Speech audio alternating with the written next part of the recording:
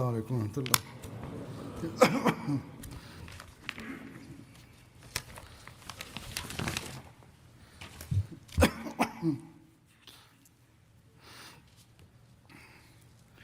अशहदु अल्ला इलाहा इल्लल्लाह वहदहु ला शरीका लहु व अशहदु अन्ना मुहम्मदन अब्दुहु व रसूलुहु। अम्मा बअदु फ़अऊज़ु बिल्लाहि मिनश शैतानिर रजीम। बिस्मिल्लाहिर रहमानिर रहीम। अल्हम्दुलिल्लाहि रब्बिल आलमीन अर्रहमानिर रहीम मालिकि यौमिद्दीन। इय्याका नअबुदु व इय्याका नस्तईन। इहदिनस सिरातल मुस्तक़ीम सिरातल लज़ीना अनअमत अलैहिम गैरिल मग़ज़ूबि अलैहिम वलद्दाल्लीन।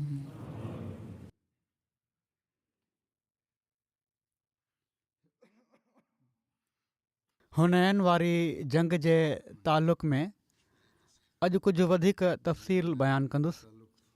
पाण सॻोरन सल्लल्लाहु अलैहि वसल्लम मके मां रवाने थियण महल हज़रत अताब बिन असीद खे मके जो अमीर बणायो। ही मके जा पहिरियां अमीर हुआ जिन खे मुक़ररु कयो वियो। उन वक़्तु हज़रत अताब जी उमिरि तक़रीबन 20 साल हुई। हज़रत मुआज़ बिन जबल खे मके वारनि खे दीन जी तालीम सेखारण जी ज़िमेवारी हवाले कयऊं। हज़रत अताब जो तारुफ़ हीअ आहे त हिननि जे वालिद जो नालो असीद बिन अबुल ईस बिन उमैया हो। ही ॿई पीउ पुट कुरैश ख़ानदान जा अॻुवाण माण्हू हुआ ऐं इस्लाम जा सख़्तु मुख़ालिफ़ हुआ। हिननि जी वालदा जो नालो ज़ैनब हो। अताब जा वालिद मके जी फ़तह खां पहिरियां फ़ौत थी चुका हुआ ऐं अताब जी इस्लाम खां नफ़रत ऐं ॾूरी जो ई आलम हो जो मके जी फ़तह वारे ॾींहुं जॾहिं हज़रत बिलाल काबतुल्ला शरीफ़ में अज़ान ॾिनी त अताब पंहिंजे साथियुनि खे चवणु लॻो त अल्लाह जो शुक्र आहे त मुंहिंजो पीउ हीअ अज़ान ॿुधण खां पहिरियां ई दुनिया मां हलियो वियो। बहरहाल अताब इन खां पोइ फ़तह मक्का जे ॾींहुं इस्लाम बि क़बूल करे वरितो हो। पाण सॻोरन सल्लल्लाहु अलैहि वसल्लम हिकु दफ़ो रोया में हिननि जे वालिद असीद बिन अबुल ईस खे इस्लाम जी हालति में मके ते आमिल तौरु ॾिठो हो। उहो त कुफ़र जी हालति में मरी वियो ऐं हाणे पाण सॻोरन सल्लल्लाहु अलैहि वसल्लम जे रोया जो ताबीर उन जे पुट हज़रत अताब जी सूरत में ज़ाहिर थियो। हिकिड़ी रिवायत जे मुताबिक़ पाण सॻोरन सल्लल्लाहु अलैहि वसल्लम ख़्वाब में ॾिठो त अताब जन्नत जे दरवाज़े ते आया ऐं वॾे ज़ोर सां दर खड़कायाऊं। आख़िर दरवाज़ो खोलियो वियो ऐं हू इन में दाख़िल थी विया। हिकिड़ी ॿी रिवायत जे मुताबिक़ पाण सॻोरन सल्लल्लाहु अलैहि वसल्लम फ़रमायो त मां अताब जे वालिद असीद खे जो जेके काफ़र हुआ ऐं कुफ़र जी हालति में फ़ौत थिया जन्नत में ॾिठो आहे ऐं सोचियो त असीद कीअं जन्नत में दाख़िल थी वियो। मके वारी फ़तह जे ॾींहुं अताब बिन असीद साम्हूं आया त पाण सॻोरन सल्लल्लाहु अलैहि वसल्लम फ़रमायो त मां हिन ई खे जन्नत में ॾिठो हो। हिन खे मुंहिंजे साम्हूं आणियो। उन्हनि खे हुज़ूर जे साम्हूं आंदो वियो ऐं पाण उन्हनि खे मके जो अमीर मुक़ररु फ़रमाए छॾियऊं ऐं फ़रमायाऊं ऐं अताब तोखे ख़बर आहे त मां कहिड़नि माण्हुनि ते तोखे अमीर बणायो आहे। मां तोखे अहलुल्लाह माना त अल्लाह जे घर वारनि ते अमीर बणायो आहे। तंहिं करे उन्हनि सां नेक मामिलो कजांइ। पाण उन्हनि खे हीअ ॻाल्हि 3 भेरा फ़रमायाऊं। हीअ रसूलुल्लाह सल्लल्लाहु अलैहि वसल्लम जी वफ़ात ताईं मके ते आमिल रहिया। हिकिड़ी रिवायत में आहे त ही हज़रत अबू बकर जे दौर में बि मके ते आमिल हुआ ऐं उन्हनि जी वफ़ात उन ई ॾींहुं थी जहिड़े ॾींहुं हज़रत अबू बकर रज़ियल्लाहु ताला अन्हु जी वफ़ात थी हुई। ऐं हिकिड़ी रिवायत जे मुताबिक़ हीअ हज़रत उमर जी ख़िलाफ़त जे दौर ताईं ज़िंदा रहिया। और एक रिवायत के मुताबिक ये हज़रत उमर के दौरे खिलाफत तक जिंदा रहे। मके मां हुनैन ॾांहुं रवानगी जे बारे में लिखियलु आहे त मक्के से हुनैन की तरफ पाण सॻोरा सल्लल्लाहु अलैहि वसल्लम ग़ज़वा हुनैन जे लाइ 6 शवाल ते छंछर जे ॾींहुं रवाना थिया हुनैन के लिए ऐं 10 शवाल ते हुनैन जॻह ते पहुता। रवाना हुए। इब्न कसीर जे वेझो 5 शवाल ते रवानगी थी हुई। जेॾीमहिल रसूलुल्लाह सल्लल्लाहु अलैहि वसल्लम हुनैन ॾांहुं हलिया जिस वक्त रसूलुल्लाह त हुज़ूर जूं 2 अज़वाज मुतहरात हुनैन की तरफ चले माना त हज़रत उम्मे सलमा कि 2 अज़वाज ऐं हज़रत ज़ैनब हुज़ूर सां गॾु हुयूं। हज़रत उम्मे सलमा किन रिवायतुनि जे मुताबिक़ हज़रत उम्मे सलमा ऐं मैमूना साण हुयूं, पर मोतबर रिवायतुनि जे मुताबिक़ हज़रत उम्मे सलमा ऐं हज़रत ज़ैनब हुज़ूर सां गॾु हुयूं। हज़रत उम्मे सलमा और हज़रत ज़ैनब आपके हमरा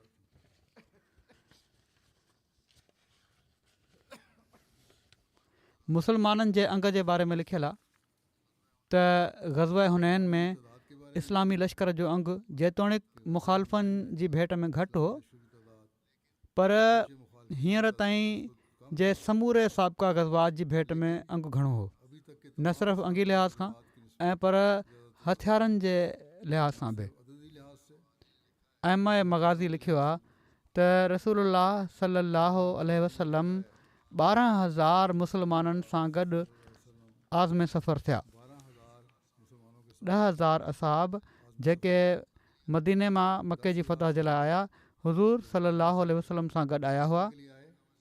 मके वारनि मां 2,000 माण्हू हुज़ूर सल्लल्लाहु अलैहि वसल्लम सां गॾु रवाना थिया। मक्का में से 2,000 लोग किन 14,000 बि बयानु कया आहिनि, पर वधीक 12,000 जो अंग जेको आहे उन जी रिवायत मिले थी। ज़्यादातर 12,000 की तादाद 2,000 मके जा नौ मुस्लिम शामिल थिया।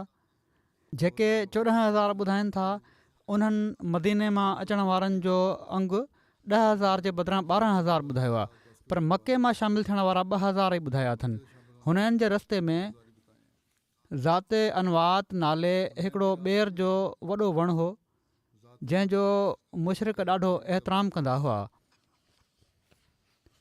जिसका मुशरिक ऐं करते थे फतह जे सवण तौरु पंहिंजा हथियार उन ते टंगींदा हुआ और फतह के शगुन ऐं हिते एतिकाफ़ बि कंदा हुआ हथियार ऐं ॾाढी अक़ीदत ऐं एतिराम जो इज़हार कंदा हुआ। बहुत अकीदत और एहतराम जॾहिं काफ़िलो उन वण जे वेझां लंघियो त मके जे कुझु नौ मुस्लिमनि पाण सॻोरनि सल्लल्लाहु अलैहि वसल्लम खे दरख़्वास्त कई त असांजे लाइ बि अहिड़े क़िस्म जो को वणु मुक़ररु करे छॾियो त रसूलुल्लाह सल्लल्लाहु अलैहि वसल्लम फरमायो अल्लाहु अकबर, तव्हां उहा ॻाल्हि कई आहे जेका मूसा जी क़ौम उन्हनि खे चई हुई तुमने वही बात की है त या मूसा जलना इलाहन कमा लहुम आलिहा या मूसा जल काल या इन्नकुम कौमुन तजहलून।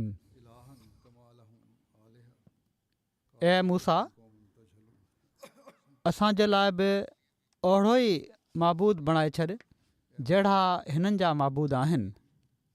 उन जवाबु ॾिनो त यकीननि तव्हां हिकिड़ी वॾी जाहिल क़ौम आहियो। उसने जवाब दिया पाण सॻोरनि सल्लल्लाहु अलैहि वसल्लम फरमायो आप सल्लल्लाहु तव्हां बि ज़रूरु पहिरियनि माण्हुनि वांगुरु हलंदव। तुम भी जरूर इहे हरकतूं जेके तव्हां कयो पिया था, चलोगे यही हरकतें कर रहे हो जहिड़ो की पहिरियां बयानु थी चुको आहे त हुनैन जी जंग जे लाइ 2,000 जंग के लिए 2,000 उहे नौ मुस्लिम नौजवान बि शामिलु थिया जंहिंजी दिलनि में इस्लाम ऐं ईमान अञा ताईं रासख बि न थियो हुयो, पको बि न थियो हुयो जंगी महारत ऐं जंगी महारत बि का ख़ासि कोन हुई। यहाँ तक कि हथियारों का भी एसि ताईं जो हथियारनि जो बि ख़ासि इस्तेमालु न कयो उन्हनि, ऐं इहे ई उहे माण्हू हुआ जंहिंजे करे हुनैन में भाॼ पई जेका वक़्ती परेशानी ऐं पसपाई जो सबबु बणी। बसपाई का बायस बनी जो वक्ती परेशानी और अहिड़ी तरह मके मां कुझु माण्हू पाण सॻोरनि सल्लल्लाहु अलैहि वसल्लम सां गॾु निकिता जेके मुस्लमान कोन हुआ, कुझु सुवार ऐं कुझु पंधु।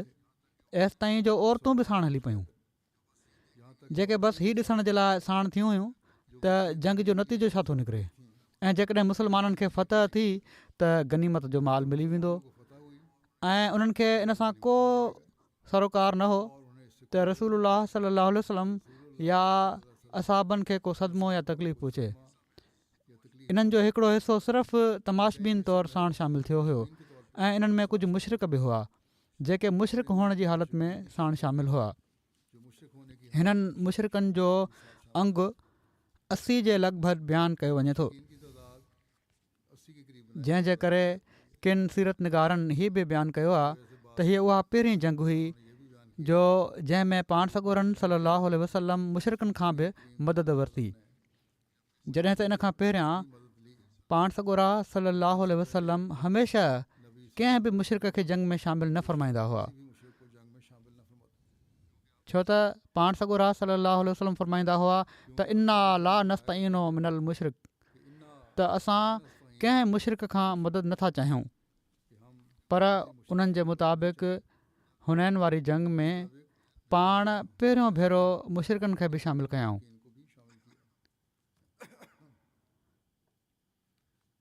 पर सही ॻाल्हि हीअ आहे त पाण मदद कोन वरिती हुअऊं। पाण सॻोरनि सलाम जॾहिं बदर वारी जंग में बि कंहिं मुशरिक जी मदद क़बूल करण खां इनकार फ़रमाए छॾियो हुयो, जॾहिं हिकिड़े माण्हू जी ॾाढी ज़रूरत हुई ऐं अहमियत हुई, त हाणे त मुसलमाननि जो एॾो घणो अंग हुयो जो क़ुर जे मुताबिक़ उन्हनि जी घणाई उन्हनि खे उजुब में मुब्तला करे छॾियो हुयो त भला हाणे मुठ खनि मुशरिकनि जी मदद जी छो ज़रूरत पए हा। तंहिं करे पाण सॻोरनि सलाहु वसलम हरगिज़ कंहिं बि मुशरिक खे शामिलु न फ़रमायो ऐं न ई कंहिं मुशरिक खे जंग में शामिलु थियण जे लाइ चयाऊं। ऐं पर सीरत जे किताबनि जा तफ़सील जेके आहिनि उन्हनि मां वाज़े थिए थो त मके मां केतिरा ई माण्हू पाण मुरादो सिर्फ़ु जंग जो नज़ारो करण जे लाइ ऐं गनीमत जे माल जी लालच में लश्कर में शामिलु थी विया, जंहिंजी हैसियत सिर्फ़ु हीअ हुई त मुसलमाननि खे फ़तह त थियणी ई आहे, हलो तमाशो ॾिसी था वठूं ऐं गनीमत जो माल लुटींदासीं। हा, कुझु मुशरिक बदनीयत बि हुआ, इन नियत सां बि शामिलु थी विया त जिन खे मके जी फ़तह जी ज़िलत ऐं निदामत विसरे न पई, ऐं जहिड़ी तरह अहिड़नि माण्हुनि मके में पाण सॻोरनि सलम खे क़तलु करण जी नाकाम कोशिशि कई, उहे हिते बि हलिया आया त जेकॾहिं दुश्मन न मारे सघियो त शायदि असांखे इंतकाम वठण जो मौक़ो मिली वञे ऐं पाण सॻोरनि सलाहु वसलम खे नौज़ुबिल्ला क़तलु करे पंहिंजो पलउ वठी अंदरि ठारे सघूं। बहरहाल 12,000 जो लश्कर मके मां रवानो थियो ऐं 3 ॾींहंनि जे सफ़र ऐं किन जे वेझो 5 ॾींहंनि जे सफ़र खां पोइ ही हुनैन जी वादी में पहुतो। रस्ते में जॾहिं बि का ढाल या तलवार या असाबनि जो को सामान किरी पवंदो हुयो त अबू सुफ़ियान बिन हर्ब रसूलुल्लाह सल्लल्लाहु अलैहि वसल्लम खे सॾु कंदा हुआ त हीउ सामान मूंखे ॾिनो वञे, मां इहो खणां थो, एसि ताईं जो उन्हनि जो उठ सामान सां भरिजी वियो।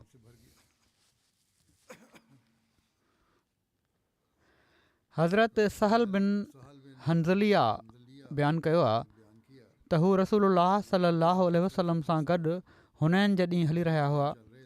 उन्हनि तमामु डिघो सफ़र कयो एसि ताईं जो शाम थी वई त मां रसूलुल्लाह सल्लल्लाहु अलैहि वसल्लम सां गॾु निमाज़ में शामिलु थियुसि। एतिरे में हिकिड़ो सुवार आयो ऐं उन चयो, या रसूलल्लाह, मां तव्हां माण्हुनि जे अॻियां अॻियां वियुसि एसि ताईं जो मां फलाणे जबल ते चढ़ियुसि त ॾिठुमि त हवाज़न जा माण्हू पंहिंजी औरतुनि, पंहिंजे उठनि ऐं पंहिंजनि ॿकरियुनि ऐं जानवरनि खे वठी गॾु थिया आहिनि।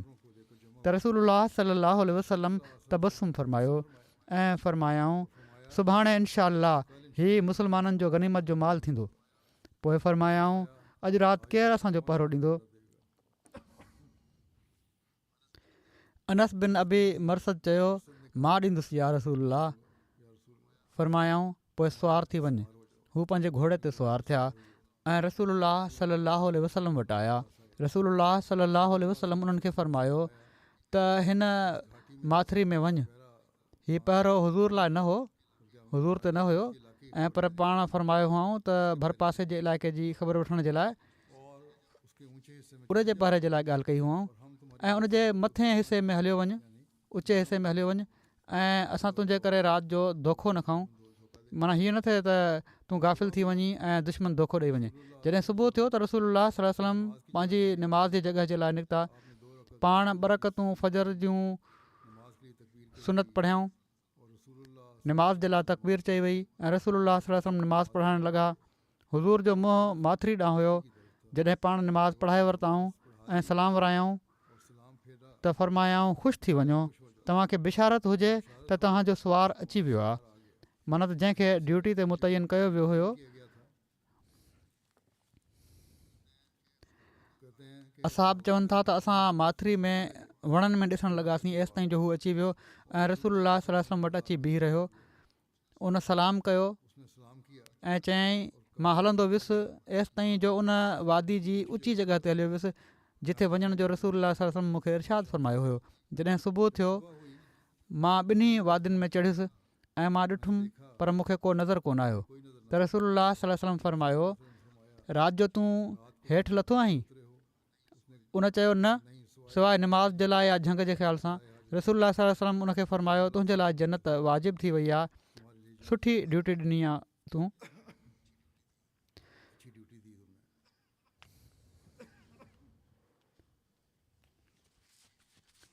मुशरिकनि जे जासूसनि जो ज़िक्र मिले थो।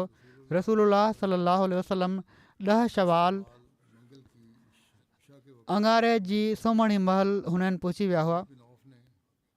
मालिक बिन औफ़ हवाज़न जे 3 माण्हुनि खे जासूस तौरु मोकिलियो त हू मुस्लमाननि जे लश्कर में घुमी फिरी जाइज़ो वठनि ऐं सॼो तफ़सील अची ॿुधाइनि। पर ही टई जॾहिं वापसि आया त वाइड़ा हुआ। मालिक चयो तव्हांखे मार पए, छा थियो अथव? उन्हनि जवाबु ॾिनो त असां घोड़नि ते अछनि माण्हुनि खे ॾिठो आहे। अलाह जो कसम जेकॾहिं जंग थी वई त असां इन हालत ते कंट्रोल न करे सघंदासीं। अलाह जो कसम असां ज़मीन वारनि सां क़िताल नथा करे सघूं त असां आसमान वारनि सां कीअं जंग कंदासीं। जेकॾहिं तूं असांजी ॻाल्हि मञी त तूं पंहिंजी क़ौम सां गॾु वापसि हलियो वञु। जेकॾहिं माण्हुनि उहो ई ॾिठो जेको कुझु असां ॾिठो आहे त उन्हनि खे बि उहा ई तकलीफ़ पहुचंदी जेका असांखे पहुती आहे। उन चयो तव्हांखे मार पए, तव्हां लश्कर मां सभिनी खां वधीक डिॼणा आहियो। इन ख़ौफ़ विचां उन्हनि खे लिकाए छॾियो त हीअ ख़बर सॼे लश्कर में न पखिड़िजी वञे, ॿाहिरि न वञणु घुरिजे। ऐं चयाईं त मूंखे दिलेर माण्हू ॿुधायो त केरु आहे। सभिनी उते जेके माण्हू हुआ हिकिड़े माण्हू ते इतफ़ाक़ कयो त हीउ तमामु दिलेर आहे। पोइ उनखे मोकिलियो वियो, उहो बि तकिड़ो मोटी आयो। उहो बि ओड़ी तरह ई मरूब हुयो जीअं उन जा पहिरियां 3 साथी मरूब हुआ। उन पुछियो मालिक त तूं छा ॾिठो? त उन दिलेर जवाबु ॾिनो त मां अहिड़नि अछनि माण्हुनि खे चिटकमरनि माना त अछनि कारनि चुटनि वारनि घोड़नि ते ॾिठो आहे जन ॾांहुं ॾिसण जी ताक़त बि कान्हे। अलाह जो कसम मूं ते अहिड़ो रोब पइजी वियो आहे जेको तोखे नज़र अचे पियो थो। मां उन ते कंट्रोल नथो करे सघां। बहितर आहे त असां हितां वापसि मोटी वञूं। पर इन जे बावजूदु मालिक बिन औफ़ पंहिंजे इरादे खां न मुड़ियो। दुश्मन जे जासूसनि पंहिंजे जंहिं मुशाहिदे जो ज़िक्र कयो आहे, सीरत निगारनि जे बयान जे मुताबिक़ इन जा 2 पहलू मुराद थी सघनि था। हिकिड़े गिरोह जो हीउ ख़्यालु आहे त इन्हनि जासूसनि फ़रिश्तनि खे ॾिठो ऐं उन्हनि खे ॾिसी डिॼी विया। जॾहिं त हिकिड़ो हीउ ख़्यालु थी सघे थो त उन्हनि जॾहिं मुस्लमाननि जे लश्कर खे ॾिठो त हिकिड़ो खुदाई रोब उन्हनि ते अहिड़ो तारी थियो जो हू डिॼी विया।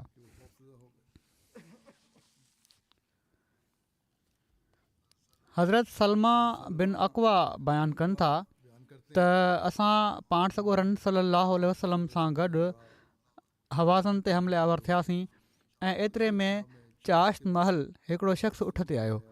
उन वक़्तु असां हुज़ूर सल्लल्लाहु अलैहि वसल्लम सां गॾु खाधो खाई रहिया हुआसीं। उन माण्हू पंहिंजो उठ विहारे रसी सां ॿधो ऐं अॻिते थी उन्हनि सां गॾु खाधो खाधाईं, असाबनि सां गॾु वेही रहियो। ऐं हिकिड़ी रिवायत में आहे त हू माण्हुनि सां ॻाल्हियूं करणु लॻो। चवनि था असां काफ़ी थकल हुआसीं, सुवारियूं बि घटि हुयूं। पोइ उहो शख़्स तेज़ी सां पंहिंजे उठ ॾांहुं वियो उन्हनि सां ॻाल्हियूं करण खां पोइ ऐं जल्दी सां रसो खोलियईं, उन ते सुवारु थियो ऐं उठ भॼाए वठी वञणु लॻो त पाण सॻोरनि सल्लल्लाहु अलैहि वसल्लम उनखे ॾिसी वरितो ऐं फ़रमायाऊं त हीउ जासूस आहे, इनखे पकड़ियो ऐं क़तलु करे छॾियो। बनू असलम मां हिकिड़ो शख़्स ॾाची ते सुवारु थी उन जो पीछो कयो। हज़रत सलमा बयानु कनि था त मां पंहिंजी ॾाची ते उन जे पुठियां भॻुसि। उन जे वेझो पहुची के करीब पहुंचकर अॻियां उन जे उठ जी नाकेली पकड़ियमि। मां उन जे उठ खे विहारियो। ऊँट को बिठाया, जॾहिं उन पंहिंजो गोॾो ज़मीन ते रखियो त मां तलवार सां हमिलो कयो ऐं उन शख़्स जो कंधो ॾाए फिटिकियो, हेठि किरी पियो हो। मां उन जो उठ ऐं हथियार ऐं सभु सामान खयों ऐं पाण सॻोरनि सलम जी ख़िदमत में हाज़िर थी वियुसि। पाण सॻोरनि सलाहु वसलम माण्हुनि खां पुछियो त हिन खे कंहिं मारियो आहे? असहाबनि अर्ज़ु कयो इब्न अक़वा। साहबा ने अर्ज़ किया, त पाण सॻोरनि सलाहु वसलम फरमायो हीउ समूरो सामान बि उन ई जो आहे। सामान भी उसी का है। मुसलमाननि जे 12,000 जे अंग जे मुक़ाबिल तादाद के मुकाबले दुश्मन जो अंग 30,000 हुयो। 30,000 थी। जंग हुनैन महल बयानु कंदे कभी दुश्मन की तादाद कॾहिं दुश्मन जो अंगु 30,000 बयानु कयो वञे थो, कॾहिं 20,000 ऐं कॾहिं 4,000। इन जो तफ़सील ही आहे ये है त साम्हूं दुश्मन जंगजू 20,000 हुआ ऐं जेकॾहिं उन्हनि जा ॿार बचा शामिलु कया वञनि त 30,000 अंग बणिजी थो वञे। ऐं मालिक बिन औफ़ पंहिंजी फ़ौज जा बहितरीनु तीर अंदाज़ चूंडे जबलनि में लिकाए छॾिया।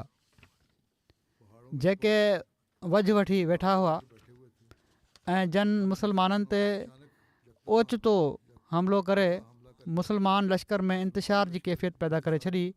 ही 4,000 जे अंग में हुआ। ये 4,000 की तादाद में थे। बनु हवाज़िन जे सिपह सालार मालिक बिन औफ़ पंहिंजी फ़ौज जी सफ़बंदी हीअं कई जो जॾहिं राति जो 2/3 हिसो गुज़री वियो त मालिक बिन औफ़ पंहिंजे लश्कर वटि वियो ऐं उन्हनि खे वादी हुनैन में मुक़ररु जॻहुनि ते लिकाए छॾियईं। हीअ वादी अहिड़ी आहे जो इन में केतिरियूं ई माथिरियूं ऐं दरा आहिनि। उन में माण्हुनि खे पखेड़े छॾियईं इसमें लोगों को फैला दिया। ऐं हू इन ताड़ में वेही रहिया त रसूलुल्लाह सल्लल्लाहु अलैहि वसल्लम ते ऐं हुज़ूर जे असहाबनि ते ओचितो हमिलो करे ॾियनि। काफ़रनि जी सफ़बंदी हीअं हुई जो सभिनी खां अॻिते घोड़सवार, उन्हनि जे पुठियां पंधु फ़ौज, उन्हनि जे पुठियां औरतूं उठनि ते ऐं उन्हनि जा ॿार ऐं उन्हनि जे पुठियां ॿियो माल, उठ, रिढूं बकरियूं ऐं ॿिया ढोर ढगा। मके मां हुनैन ॾांहुं रवानगी महल पाण सॻोरनि सल्लल्लाहु अलैहि वसल्लम बनु सुलैम जो 1,000 जो घोड़सवार दस्तो फ़ौज जे हरावल में रखियो ऐं इन जी कमान हज़रत ख़ालिद बिन वलीद जे हवाले हुई। जॾहिं लश्कर जेराना जॻह ते पहुतो त सहरी महल रसूलुल्लाह सल्लल्लाहु अलैहि वसल्लम समूरे लश्कर खे मैमना माना त सॼो हिसो ऐं मैसरा खॿो हिसो ऐं कल्ब माना त विचें हिसे में विरहाए छॾियो। रसूलुल्लाह सल्लल्लाहु अलैहि वसल्लम विचें हिसे में हुआ। पाण मुहाजिरनि ऐं अंसार में वॾा झंडा विरहायाऊं। मुहाजिरनि जो हिकिड़ो परचम पाण हज़रत अली जे हवाले कयाऊं। पिणु हिकिड़ो परचम पाण हज़रत साद बिन अबी वकास ऐं हिकिड़ो परचम पाण हज़रत उमर फारूक खे ॾिनऊं। अंसार मां हज़रत जो परचम हज़रत हुबाब बिन मुंज़र खे इनायत फ़रमायाऊं ऐं औस जो परचम हज़रत उसैद बिन हुज़ैर जे हवाले फ़रमायाऊं। अहिड़ी तरह हज़रत अबू बुरदा बिन नियार, हज़रत अबू लबाबा बिन अब्दुल मुंज़र ऐं हज़रत क़तादा बिन नौमान खे बि परचम अता थिया। इन खां अलावा 20 खां वधीक नंढा नंढा झंडा बि पाण सॻोरनि सल्लल्लाहु अलैहि वसल्लम मुख़्तलिफ़ टोलनि में विरहाया। हुनैन जे ॾींहुं कंहिं चयो त अॼु असां थोरा हुअण जे करे मग़लूब न थींदासीं, माना त अॼु असां तमामु घणा आहियूं, पर रसूलुल्लाह सल्लल्लाहु अलैहि वसल्लम इन ॻाल्हि खे सख़्तु नापसंदि फ़रमायो ऐं क़ुर शरीफ़ बि इन ॻाल्हि खे नापसंदीदगी जी नज़र सां ॾिसंदे हीअं बयानु कयो आहे त इज़ आजबतकुम कसरतुकुम, त इज़ आजबतकुम कसरतुकुम, त जॾहिं तव्हांजी घणाई तव्हांखे तकबुर में मुब्तला करे छॾियो।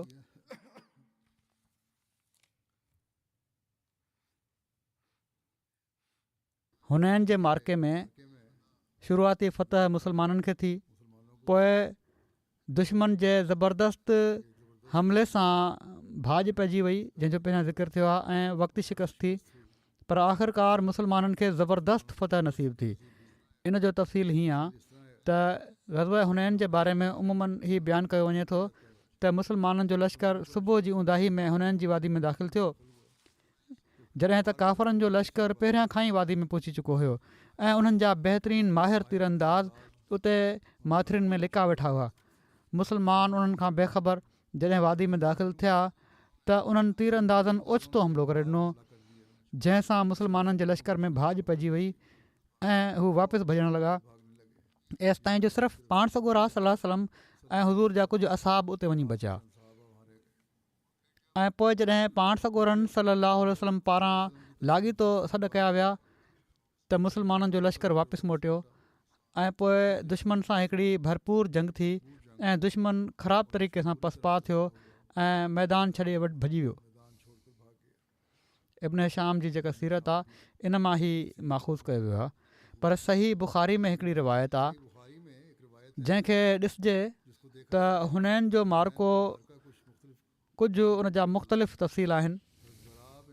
हज़रत बरा बिन आज़िब जो जेके ग़ज़वा हुनैन में शामिलु हुआ, उन्हनि जी रिवायत सही बुख़ारी में केतिरनि ई जॻहुनि ते मौजूदु आहे, जंहिं में बयानु कनि था त जॾहिं असां बनू हवाज़न ते हमिलो कयोसीं त हू शिकस्त खाई पसपा थी विया ऐं असीं गनीमत जो माल गॾु करणु लॻासीं, त इन दौरान उन्हनि असां ते तीरनि जो वसकारो करे ॾिनो, जंहिंजे करे उहे नौजवान जन वटि बचाव जो को सामान कोन हो, उहे पुठी ॾेई वठी भॻा।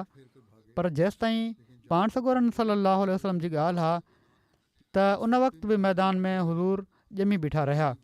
रावी बरा बिन आज़िब चवनि था त मां रसूलुल्लाह सल्लल्लाहु अलैहि वसल्लम खे ॾिठो, पाण अछे रंग जे खच्चर ते सुवार हुआ ऐं अबू सुफ़ियान जे हथ में उनजी लगाम हुई ऐं पाण ई फरमाए रहिया हुआ, अनन नबीयो ला कज़िब अनबनो अब्दुल मुत्तलिब, त मां नबी आहियां ऐं हीउ को कूड़ न आहे ऐं मां अब्दुल मुत्तलिब जो पुटु आहियां।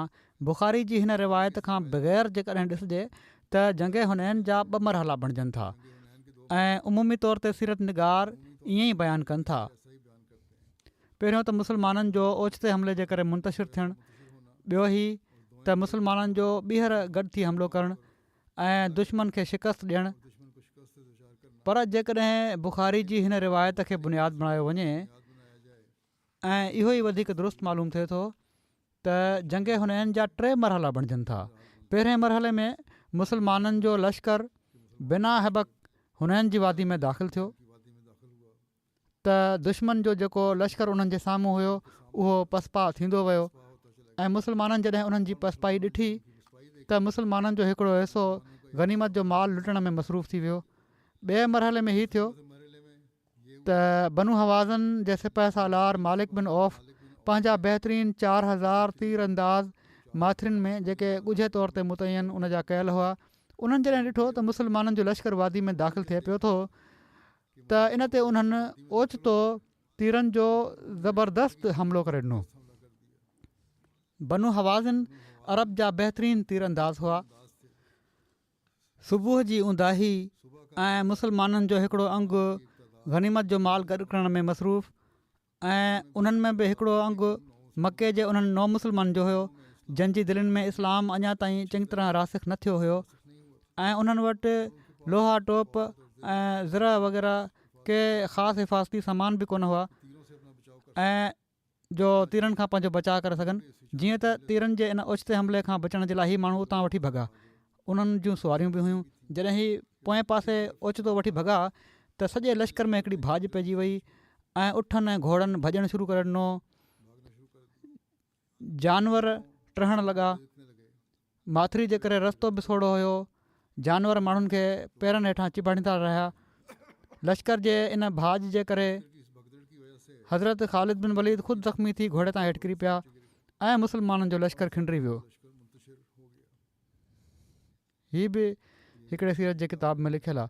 ऐं टियों मरहलो जेको आहे फ़ैसिला कुन, उहो हीअं थियो जंहिंजी हज़रत अनस बिन मालिक रिवायत कई आहे त लश्कर जे पहिरें हिसे जा पेर पटिजी विया। लश्कर के पहले सभिनी खां पहिरियां बनु सुलैम जो दस्तो भॻो, सलेम का दस्ता भागा, उन्हनि जे पुठियां मके जा नौ मुस्लिम ऐं पोइ आम माण्हू बि उन्हनि जे पुठियां शिकस्त खाई वठी भॻा ऐं कंहिंजी परवाह न कयऊं।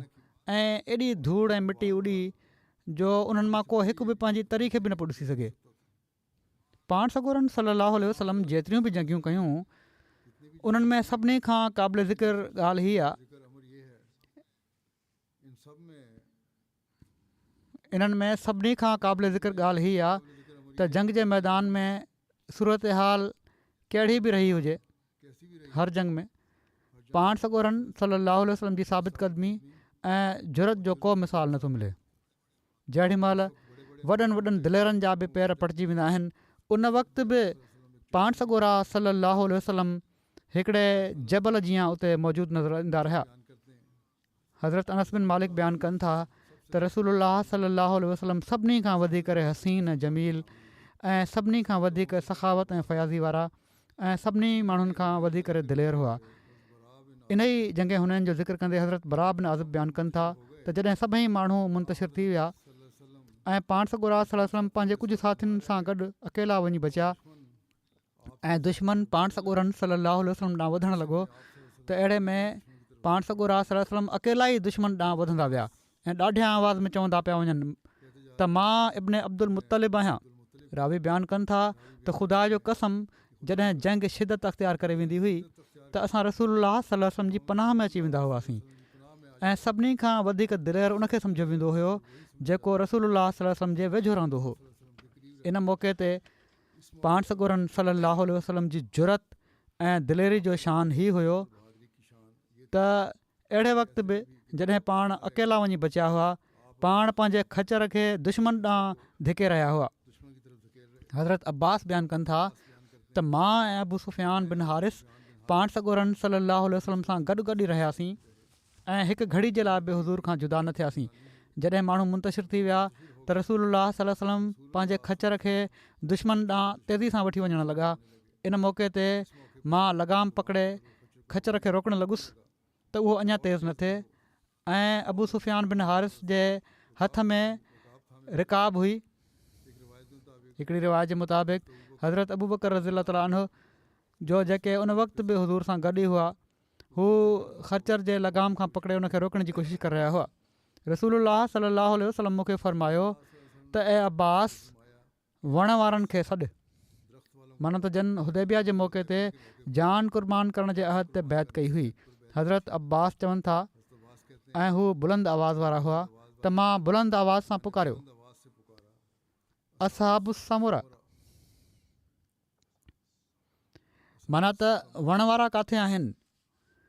हू बयानु कनि था त अलाह जो कसम जॾहिं माण्हुनि मुंहिंजो आवाज़ु ॿुधो त हू ईअं वापसि मोटिया जीअं ॻऊं पंहिंजे ॿचे ॾांहुं मोटंदी आहे ऐं उहे माण्हू पुकारणु लॻा लबैक लबैक या रसूलल्लाह, असीं हाज़िर आहियूं, असीं हाज़िर आहियूं। ऐं हू दीवाननि वांगुरु वापसि मोटिया ऐं दुश्मन सां जंग शुरू करे ॾिनऊं। सही मुस्लिम जी हीअ रिवायत आहे। बयानु कयो वञे थो त मुस्लमाननि जो लश्कर इंतिशार जो शिकार थियो त पाण सॻोरनि सल्लल्लाहु अलैहि वसल्लम वटि कुझु माण्हू मौजूदु हुआ ऐं इन्हनि जो अंगु 4 खां वठी 300 ताईं बयानु कयो वञे थो। तादाद जे इख़्तिलाफ़ जो सबबु ई बयानु थी सघे थो त पाण सॻोरनि सल्लल्लाहु अलैहि वसल्लम वटि बिल्कुलु कुझु माण्हू हूंदा ऐं बाक़ी कुझु माण्हू मुख़्तलिफ़ जॻहियुनि ते दुश्मन सां मुक़ाबिलो करे रहिया हूंदा ऐं अहिड़ी तरह जंग जे मैदान में 300 जे लॻभॻि माण्हू हूंदा या पाण सॻोरनि सल्लल्लाहु अलैहि वसल्लम वटि माण्हुनि जो अंगु मुख़्तलिफ़ वक़्तनि में घटि वधि थींदो रहियो हूंदो ऐं जंहिं 3-4 माण्हू ॾिठा उन उहो अंगु बयानु करे छॾियो, जंहिं 10-12 ॾिठा उन उहो अंगु बयानु करे छॾियो ऐं जंहिं इन खां वधीक माण्हू ॾिठा उन उहो अंगु बयानु करे छॾियो। बहरहाल हिकिड़ो वक़्तु अहिड़ो रहियो जो पाण सॻोरनि सल्लल्लाहु अलैहि वसल्लम वटि सिर्फ़ु 2-3 माण्हू ई वञी बचिया। हिकिड़ी ॿी रिवायत में आहे त हिकिड़े शख़्स हज़रत बरा खे चयो त ए अबू मारा, छा तूं हुननि जे ॾींहुं भॼी वएं हैं? उन्हनि चयो अलाह जो कसम रसूलुल्लाह सल्लल्लाहु अलैहि वसल्लम मैदान न छॾियो, पर पाण सॻोरनि सल्लल्लाहु अलैहि वसल्लम जे असहाबनि मां जल्दबाज़ नौजवान जिन वटि हथियार कोन हुआ या तमामु घटि हुआ, जॾहिं उन्हनि जो अहिड़ी तीर अंदाज़ क़ौम सां मुक़ाबिलो थियो जंहिंजो को तीर न घुसंदो हुयो, माना त हवाज़न ऐं बनु नसर जे टोले सां उन्हनि लाॻीती तीर अंदाज़ी कई जंहिंजो को तीर शाज़ ई घुसंदो हुयो। उन वक़्तु रसूल सल्लल्लाहु अलैहि वसल्लम दुश्मन ॾांहुं अॻिते वधिया ऐं रसूल सल्लल्लाहु अलैहि वसल्लम पंहिंजे अछे रंग जे खच्चर ते सुवार हुआ ऐं अबू सुफ़ियान बिन हारिस उनखे हलाए रहिया हुआ। पाण सॻोरा सल्लल्लाहु अलैहि वसल्लम हेठि लथा ऐं पाण सॻोरनि सल्लल्लाहु अलैहि वसल्लम अलाह खां मदद चाही ऐं फ़रमायाऊं, अनन नबी ला कज़िब अनबनो अब्दुल मुत्तलिब, मां नबी आहियां ऐं हीउ को कूड़ न आहे ऐं मां अब्दुल मुत्तलिब जो पुटु आहियां। इयास बिन सलमा पंहिंजे वालिद सलमा बिन अक़वा खां बयानु कनि था, हू चवनि था असां रसूलुल्लाह सल्लल्लाहु अलैहि वसल्लम जी मैयत में ग़ज़वा हुनैन ॾांहुं वियासीं। जॾहिं असां दुश्मन जे आम्हूं साम्हूं थियासीं, मां अॻिते वधियुसि ऐं हिकिड़ी माथिरी ते चढ़ियुसि जो दुश्मन जे हिकिड़े शख़्स सां मुंहिंजो मुक़ाबिलो थियो। मां उनखे तीर हयो त हू मूंखां लिकी पियो, मूंखे ख़बर न पई त उनखे छा थियो। मां ॾिठो त माण्हू ॿी माथिरी मां निकिरनि पिया था। उन्हनि में ऐं पाण सॻोरनि सल्लल्लाहु अलैहि वसल्लम जे असहाबनि में जंग थी ऐं पाण सॻोरनि सल्लल्लाहु अलैहि वसल्लम जा असहाब वापसि मोटी विया। मां पसपा थी मोटियुसि। मूं ते 2 लोयूं हुयूं, हिकिड़ी मूंखे ॿधल हुई ऐं ॿी मूंखे मथे वरितल हुई। मुंहिंजी लोई खुलणु लॻी त मां ॿिन्ही खे गॾु करे वरितो ऐं मां पोइ ते हटंदे रसूलुल्लाह सल्लल्लाहु अलैहि वसल्लम जे साम्हूं खां लंघियुसि। पाण अछे ऐं कारे रंग जे खचर ते हुआ। रसूलुल्लाह सल्लल्लाहु अलैहि वसल्लम फरमायो, इब्न अक़वा का परेशानी ॾिठी आहे, इन हालत में वापसि छो डुक पाती अथई। हज़रत मुस्लिह मऊद रज़ियल्लाहु ताला अन्हो हुनैन जे ॾींहुं तीर खाई वापसि मोटण जे वाक़े जो ज़िक्र कंदे फ़रमाइनि था त ग़ज़वा हुनैन में जॾहिं मुस्लमाननि जो लश्कर पोइ ते हटियो, छो त दुश्मन जे तीरनि जे हमले शिदत अख़्तियार करे वरिती हुई, त पाण सिर्फ़ु कुझु असहाबनि खे वठी दुश्मन तरफ़ अॻिते वधिया। हज़रत अबू बकर हीउ ॾिसी त दुश्मन जो हमिलो शदीद आहे, हज़ूर खे रोकणु चाहियो ऐं अॻिते वधी हज़ूर जे घोड़े जी वाॻ पकिड़े वरितऊं, पर पाण सॻोरनि सल्लल्लाहु अलैहि वसल्लम फरमायो, छॾे ॾे मुंहिंजे घोड़े जी वाॻ खे। इन खां पोइ पाण हीउ शेर पढ़ंदे अॻिते वधिया त अनन नबी ला कज़िब अनबनो अब्दुल मुत्तलिब, माना त मां ख़ुदा जो नबी आहियां ऐं कूड़ो न आहियां ऐं मां अब्दुल मुत्तलिब जो पुटु आहियां। हुज़ूर जो हीउ फरमाइण त मां अब्दुल मुत्तलिब जो पुटु आहियां, इन जो हीउ मतिलबु हो त हिन वक़्तु दुश्मन जो हमिलो एतिरे क़दुरु शदीद आहे जो दुश्मन जा 4000 तीर अंदाज़ तीरनि जो वसकारो कनि पिया था। इन हालत में मुंहिंजो अॻिते वधणु इंसानियत जे शान खां तमामु बुलंद ऐं बाला नज़र अचे थो। इन मां को दोखो न खाए ऐं हीउ न सम्झे त मूं में का खुदाई ताक़त आहे। मां त अब्दुल मुत्तलिब जो पुटु ई आहियां ऐं हिकिड़ो बशर आहियां। सिर्फ़ु अलाह ताला जी मदद मुंहिंजे नबी हुअण जे करे मूंसां गॾु आहे।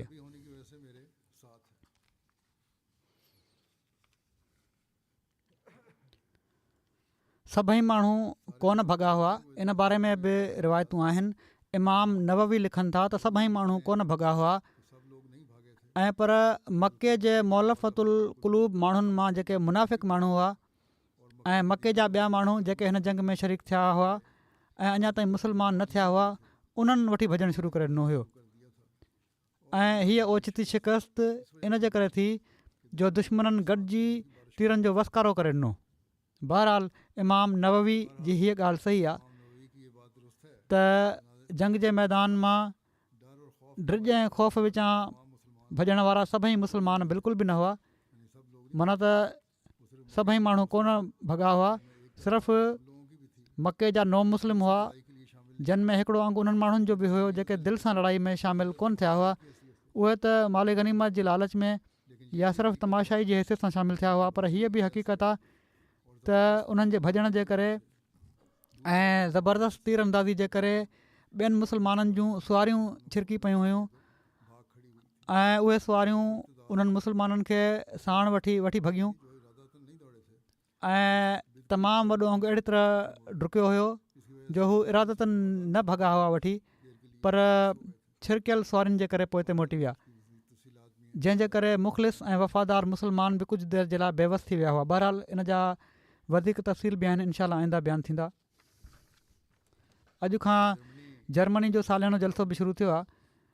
उतां जे सभिनी शामिलु थियण वारनि खे दुआ करणु घुरिजे त अलाह ताला उन्हनि खे जलसे जे मक़सदनि खे पूरो करण जी तौफ़ीक़ ॾिए ऐं सिर्फ़ु मेलो सम्झी हिते गॾु न थियनि ऐं पर हिननि ॾींहंनि में पंहिंजी इल्मी अमली ऐं रुहानी तरक़ी में मुस्तक़िल वधंदे वञण जो अहद कनि ऐं इन जे लाइ कोशिशि कनि।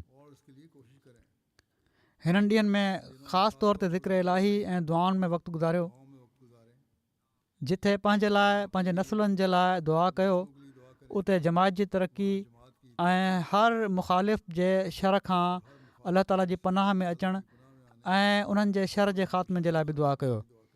अलाह ताला इन्हनि जे शर खां बचाए। पाकिस्तान में हर रोज़ु को न को तकलीफ़ वारो वाक़ियो थी वेंदो आहे, तकलीफ़ ॾियण वारो। अलाह ताला जल्द हिननि मुख़ालिफ़नि जी पकड़ जा सामान फ़रमाए। उमूमी तौर ते दुनिया जे अमन जे लाइ बि दुआ कयो। हीअ दुनिया वारा पंहिंजे अमल जे करे पंहिंजी तबाही जे तमामु वेझो थींदा पिया था वञनि। अलाह ताला असांखे इन ख़ौफ़नाक तबाही खां बचाए। फ़लस्तीनियुनि जे लाइ बि दुआ कयो। इसराइली हुकूमत त ज़ुल्म ऐं बर्बरियत जी हद करे छॾी आहे। लॻे थो त फ़लस्तीनियुनि खे सफ़ा दुनिया मां ख़तमु करणु चाहिनि था। मज़लूम ॿारनि, औरतुनि, पोढ़नि ऐं बीमारनि ऐं मासूमनि ते ज़ुल्म जी हद थी वई आहे। हिकिड़ो क़त्लेआम थी रहियो आहे हर हंधि। हाणे त के दुनियादार सियासतदान ऐं हुकूमतूं बि कुझु आवाज़ उथारणु लॻी पियूं आहिनि त हीअ ग़लति आहे, बंदि कयो हिनखे। पर इन्हनि जूं बि हाणे इसराइली हुकूमत ॿुधण लाइ तयारु न आहे। उन्हनि जूं ॻाल्हियूं दौलत ऐं ताक़त जे नशे हिननि खे अमरीका ऐं इन जे हमनवानि खे तकबुर ऐं ज़ुल्म जी हद ताईं पहुचाए छॾियो आहे। मुस्लमान हुकूमतूं जेके आहिनि उहे बि कुझु कोन थियूं पियूं कनि।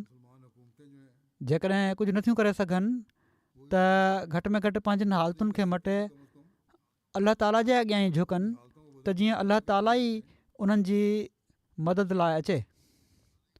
काश जो उन्हनि खे हीअ बि अकुलु अची वञे। अहिड़ी तरह मुस्लमाननि ते ज़ुल्म कनि पिया था। अलाह ताला उन्हनि खे बि इन ज़ुल्म खां रोके। अॼु ही असां अहमदनि जो कमु आहे त हिननि सभिनी ज़ुल्मनि जे ख़िलाफ़ु जिथे जिथे वस हले थो आवाज़ पहुचायूं ऐं ख़ासि तौर ते दुआऊं कयूं ऐं दर्द दिलि सां दुआऊं कयूं। अलाह ताला इन जी तौफ़ीक़ अता फ़रमाए।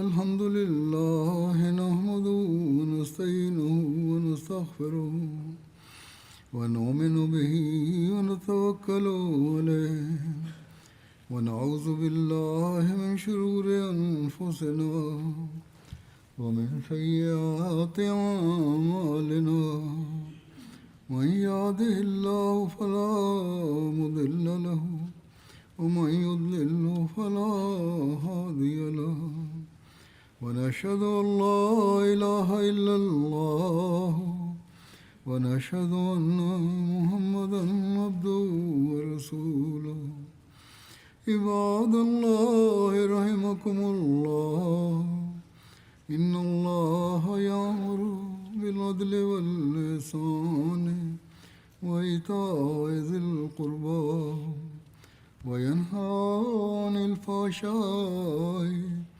والمنكر والبغي يعظكم لعلكم تذكرون اذكروا الله يذكركم وادعوه يستجب لكم ولذكر الله